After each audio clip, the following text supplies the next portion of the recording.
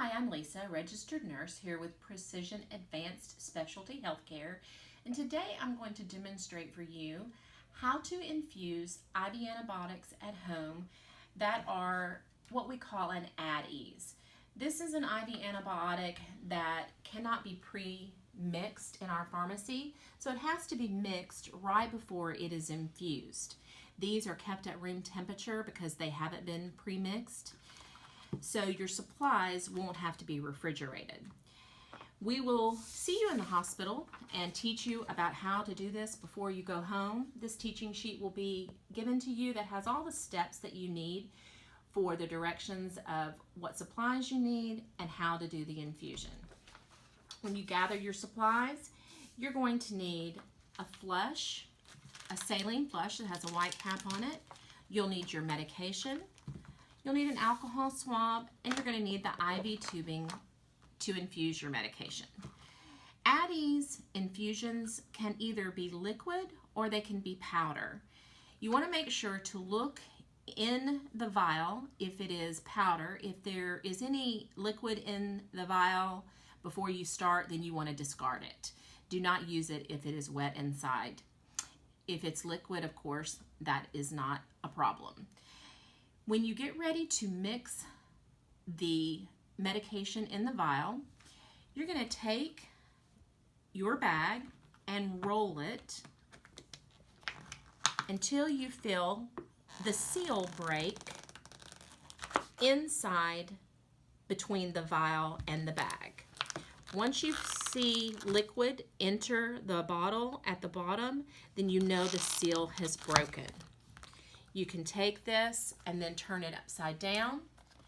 I can press on the bottom of my bag and it will pull all of the liquid into my IV solution below. If this were powdered, I would want to make sure that I put liquid in there and that I completely shook the liquid into the powder, made sure it was completely dissolved before I pushed it into my bag. Once it was completely dissolved, I would turn it upside down, press on my bag, and pull all of the liquid solution down into the bottom of the bag. Now we're ready to attach our IV tubing. Remember, anytime that you're dealing with IV fluids, any IV medications, or touching your IV line, make sure that before doing so that you've washed your hands really good with soap and water and that you put gloves on. The IV tubing, you're just going to take these paper tape off and straighten the tubing out. The bottom of the bag has a port where the IV tubing will enter. All you have to do is peel the cover off, and then we're going to place our spike inside the IV bag. The spike is covered by a protective tubing that is keeping it from being contaminated. We don't want to touch this because this is what's going to go into our IV medication. We're going to take the spike, press it in the hole on the bottom, and you're going to turn, twist and turn, and push until it goes all the way in the bag. You want to make sure that you go straight so that it does not puncture either side of the bag. Now, before we turn it upright, we do want to make sure that our dial of flow is in the off position. Okay, so we've attached our IV tubing to our medication, but I wanted to show you if your at-ease medication, it happens to be a powdered medication, this is what it would look like. Again, you would want to make sure it's dry inside, that there's no liquid in the vial where the medication is. You're going to do the same thing. You're going to roll your bag until the seal pops and you see the liquid enter the vial at the bottom. Then once the liquid has entered the vial at the bottom, you're going to shake it back and forth to make sure that all of the powder that is in the vial completely dissolves. You want it to be completely dissolved There's no particles.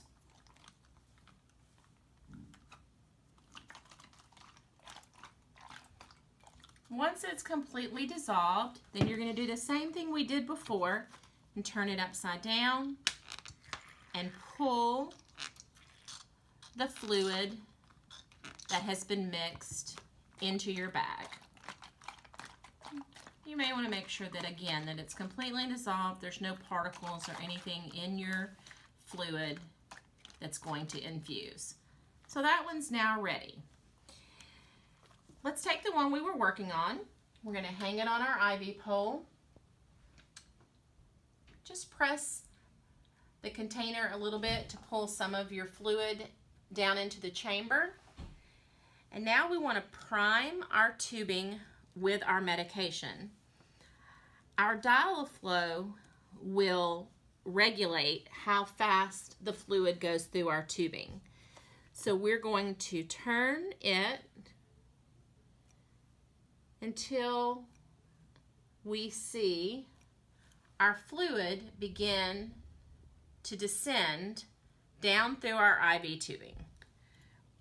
We want to make sure that it completely primes all the way to the end, but we don't want to go too fast and lose any of our medication. Sometimes you have to take the end of this off to make sure that you see it come all the way out the end. You want to make sure you don't touch the very tip here because that's what will get attached to your IV. You see our solution is coming all the way down the tubing.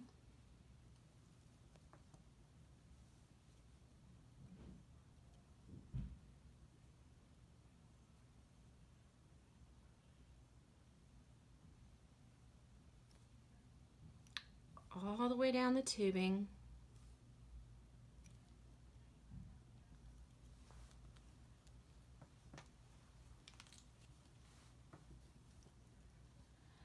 You can adjust the dial of flow as it's going fast and slow to make sure that it comes all the way down.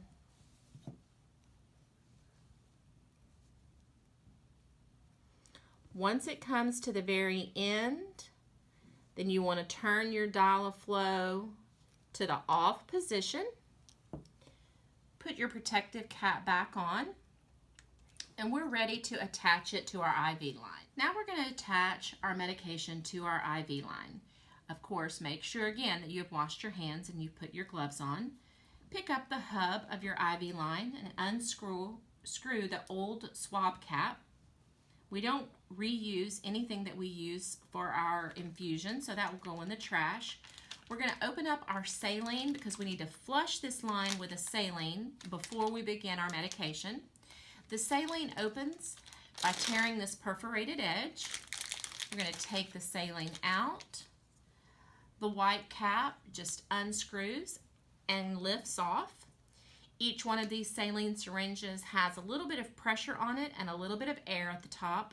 We want to break the seal and release the air before we use it. So we're going to take our thumb, press up on the bottom of the syringe until we feel a pop, and then pull down until we see liquid come out the top. We don't want to touch the end, but it is safe to set this down on our clean, dry surface because the shape of it will prevent it from being contaminated. Before we do anything with our IV line, we're going to clean it with alcohol. We want to clean these ridges and the center, clean all around the sides and in the center. We want to do that for 10 to 15 seconds. This is called scrubbing the hub. We want to make sure that we use good pressure and that we hear the squeak when we're cleaning it. Once we've cleaned it, don't set the line down. If you had to set it down, of course, clean it again. We're going to flush it with our saline first. The saline attaches by coming from the side. Press the saline in the center spongy part of your hub. You're going to push in and turn. Push in and turn to the right. Then we're going to flush the line by pressing this black plunger all the way down to this black line. Just go at a steady speed when you're pushing that saline all the way down to the black line. If you keep this attached and had to set it down, it will protect the end of your IV line.